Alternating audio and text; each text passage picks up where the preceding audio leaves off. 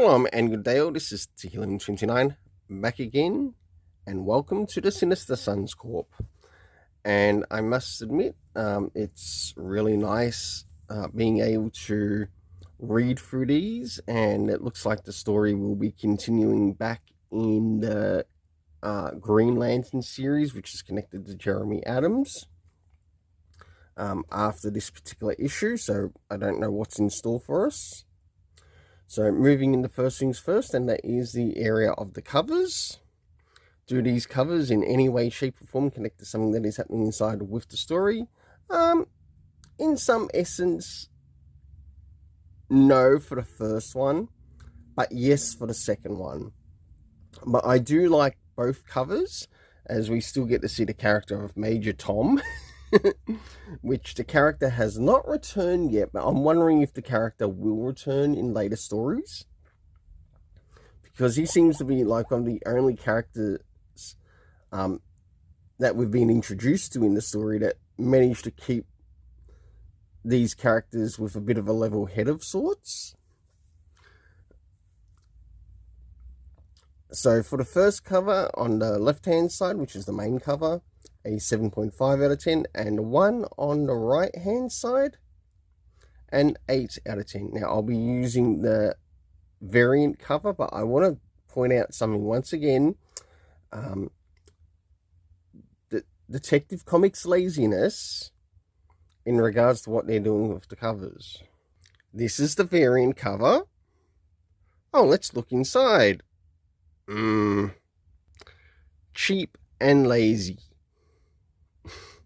Alright, now let's get to moving into the area of the internal art, as we'll have a look around the beginning, middle, and of course the end. I'll be using the variant cover one for this, and also what's happening story-wise with the characters. So, as the story begins, we have the character of Korg, or Sin-Sun, finally confronting Sinister to see if he is his actual father. And you know what? Sinister is in the mood that he doesn't really care if he is his son or not. But as for Sin-Sun's case, he sort of does want to know. As we start to reach the middle, as we start to move into the area of the middle, in regards to the art, we realize that Lord Zod has finally come in, and he's sort of like trying to help his friend out without realizing that his friend has started to make progress in what he was wanting to do. So he's taken the situation way out of control. And of course, there's a little bit of bickering and arguing between them. And last but not least, towards the end, which we have Lord Zod acknowledging that they are the Sinister Sons. So for the internal art, I really quite enjoyed the internal art, to which I gave it an 8 out of 10. Next is the area of the story.